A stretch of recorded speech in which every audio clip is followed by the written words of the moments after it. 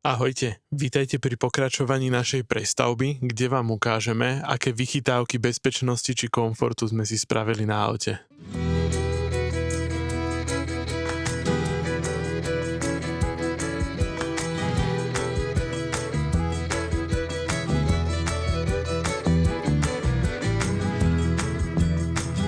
Na AliExpresse som objednal cúvaciu kameru, ktorá je priamo v brzdovom svetle a robí sa priamo na tento typ aut, ako je Ducato Jumper a Boxer.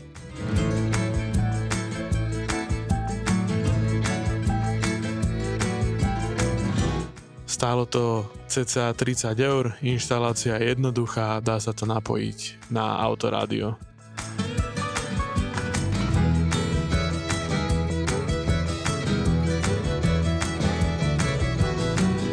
Ja to mám v pláne využívať iba kvôli tomu, aby som videl, koľko môžem ešte cúvať k stene, keď niekde budeme, pretože máme 6,3 metra dlhé auto.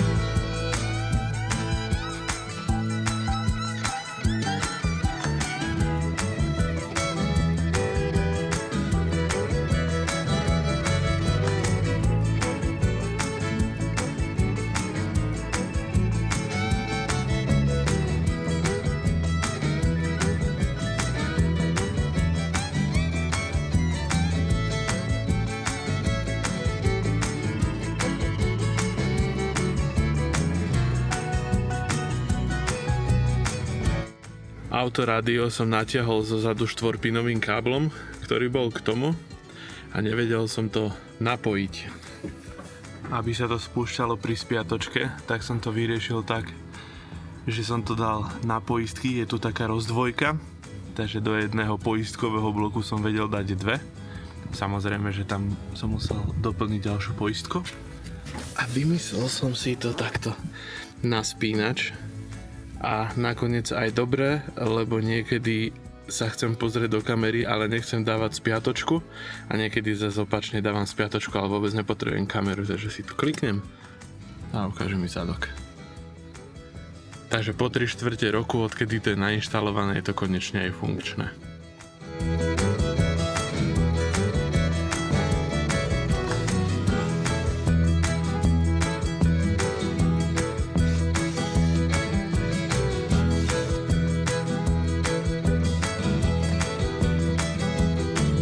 Vymenil som aj spodné dorazy zadných dverí, nakoľko boli úplne zošuchané a počas jazdy búchali zadné dvere. Po výmene úplná paráda. Menil som aj vrchný doraz dverí, ale to som už nenatáčal.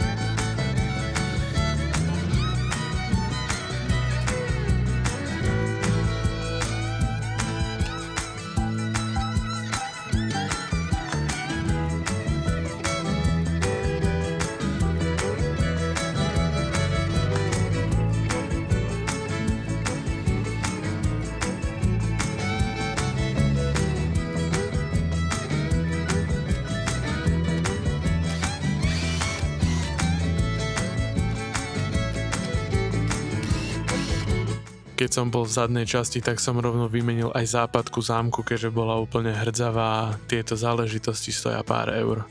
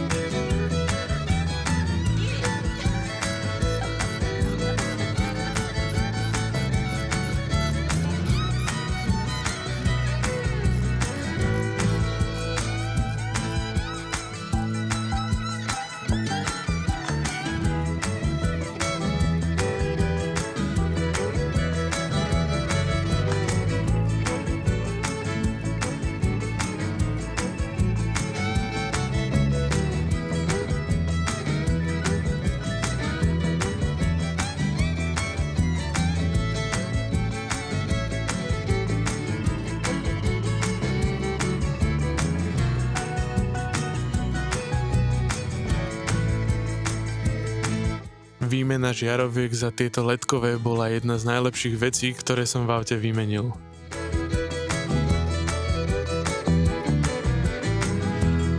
Stoja niečo cez 100 euro, ale oplatí sa. Je o dosť lepšia viditeľnosť a hlavne je to super, keď idete v nejakej krajine, ktorú absolútne nepoznáte a je všade tma.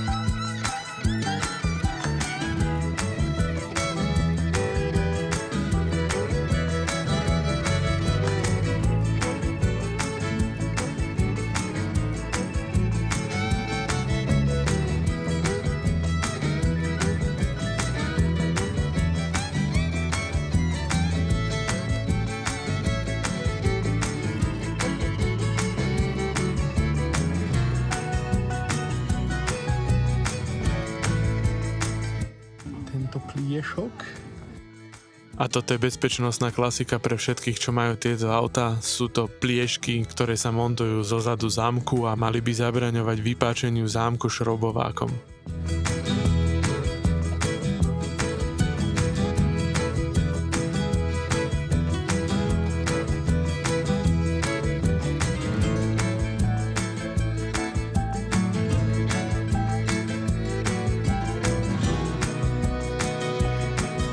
Aj keď to možno nebude účinné, tak snad to bude aspoň riadny spomalovač a dúfam, že to nikdy nebudeme musieť zisťovať.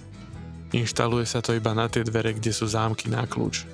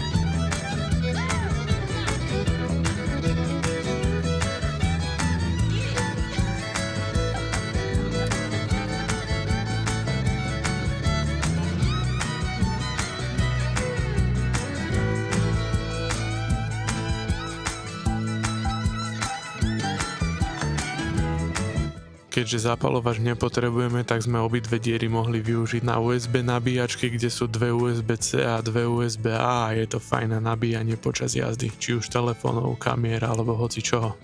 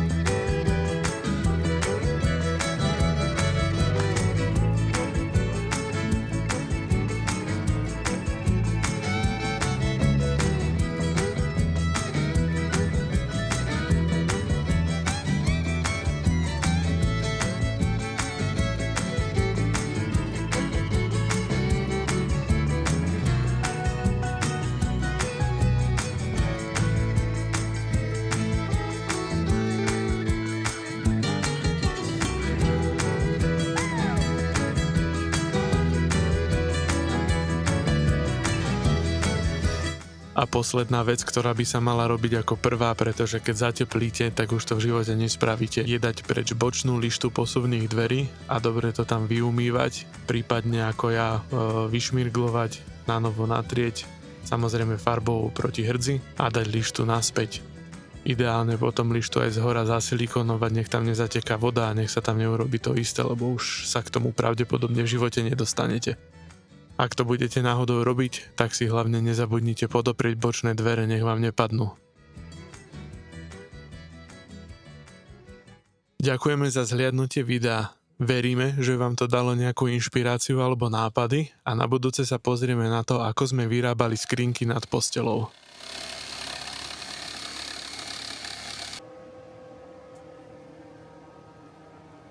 Zblízka nemala točiť, to potom teraz vidno, že to nie je dokonalé. No,